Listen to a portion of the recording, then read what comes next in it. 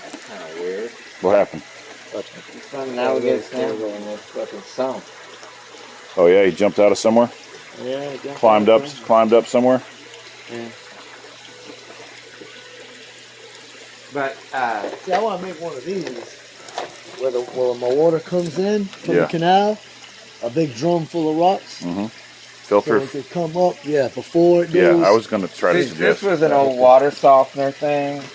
And what I did was just, I've got a pump down here that pumps water. You can see the outlet there, the outlet in the other tank.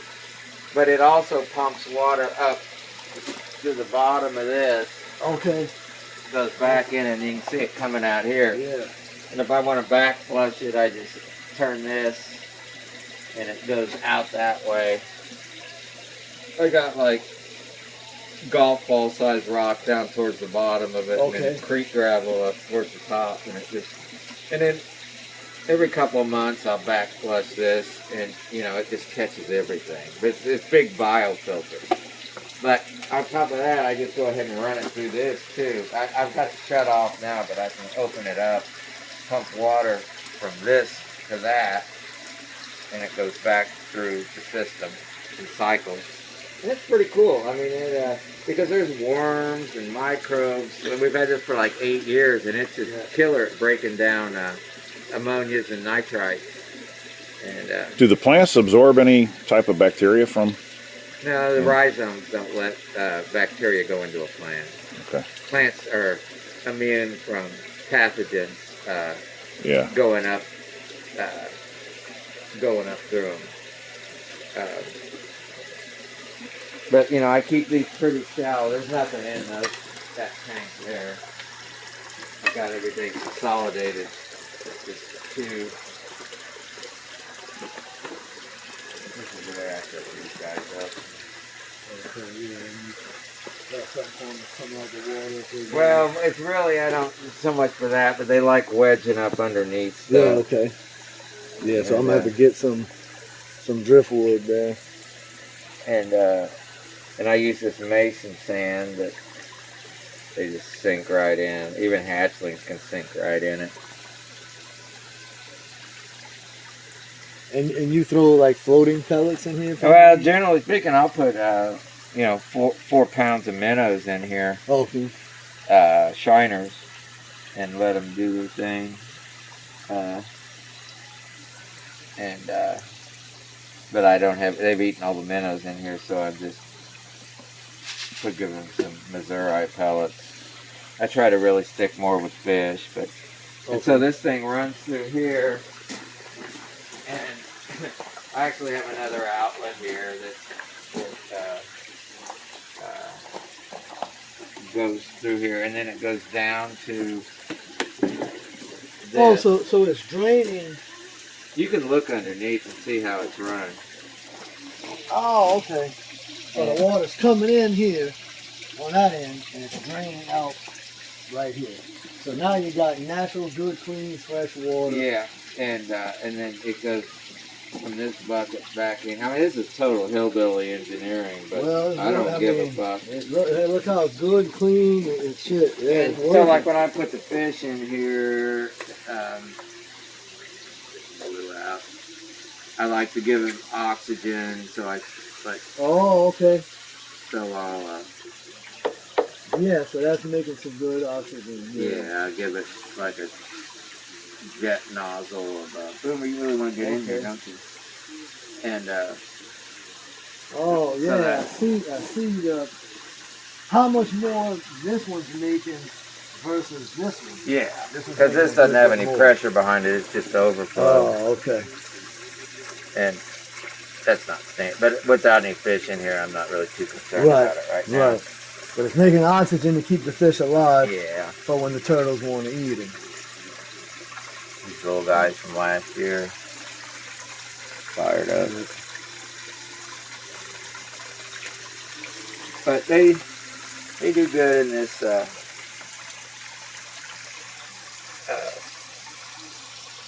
mason sand in this shallow water. Little guys from last year. Not a lot of growth, but I don't push them hard. I'm not interested in pushing them hard. Yeah. So Ben, was there any other questions you had on anything he's doing with his eggs or finding the nest or how he's hatching them out or anything? As I think of them, I'm asking them. Yeah. But you know, after you finish your egg digging this year, you'd be done before I even start. So You know, when does your first one start? I think my first nest this year was May 26th. Okay. But what about it you, Ben? sputtered around. It was June 1st when it really started coming on hard. You're done by June. You ain't digging an egg after June 1st. You may be digging an egg, but it was laid. Typically speaking, down around your latitude, I see the nesting between like May 7th to the 23rd or 4th. Is that about? Yeah, I think my first one I ever did was May 10th.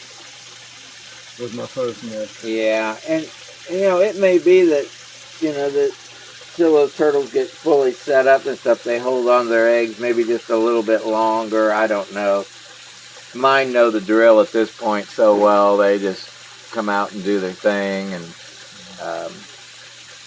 it's hard to believe some of those animals been laying out there 26 years. But one thing I haven't decided is the sand on the bottom. So we're gonna have one big tub, but the turtles are I'm gonna keep them there for 2 years before I release them into the wild. And I want something easy. I don't want to have to be cleaning like right now. I'm draining tubs, filling them up. You don't have to do that with this. So if I just don't know if Let me put show sand you. or not put sand. Yeah, you need sand. They need to bury. It's just good. It keeps them exfoliated, and Yeah. it's a security thing for them. Yeah. But let me show you how I keep these things flushed out. You see these two plastic cubes down here? These are my rain barrels. And these two cubes, they're full of rainwater. Okay. And rainwater comes off this nail, comes down through here, connected at the top and the bottom, so they stay even flow. And when it overflows here, it just goes right into here. So when we had almost 2 inches of rain last night. This is completely flushed because all this water overran and filled, you know, just keep water shooting lickety split in this thing as fast as it'll feed it, and then it ends up back down here in the sump, and then it goes through this, overflows out, and goes into my little water feature thing down there. Yeah, it just all gets used. Wow. And it just keeps flowing downhill. So this is with the rain we got last night. This thing is about as clean as you're gonna get it. Yeah, is there sediment on the bottom? Sure, but you know it's all. And if I want to add, need to add water, I just open that ball valve and it drains out of these tanks. But it's it's total hillbilly engineering, but it works. Yeah. There's nothing. It's all what I consider pretty low tech. Yeah. But it's worked for me. I mean, I've modified it, like tying it into this grow bed over here, because I put like 800. I put 200 turtles per tank. Yeah. 200. This is 16 foot long tank by 2.5 feet, whatever this is, wide. And I get 200 turtles in each one, 200 hatchlings. And that's where I feel like you put, 5 or 6 pounds of fish in each one of these tanks. You're getting a hell of a bio load of ammonia and nitrites, feeding the fish, feeding the turtles, the fucking carnage that just ensues from that.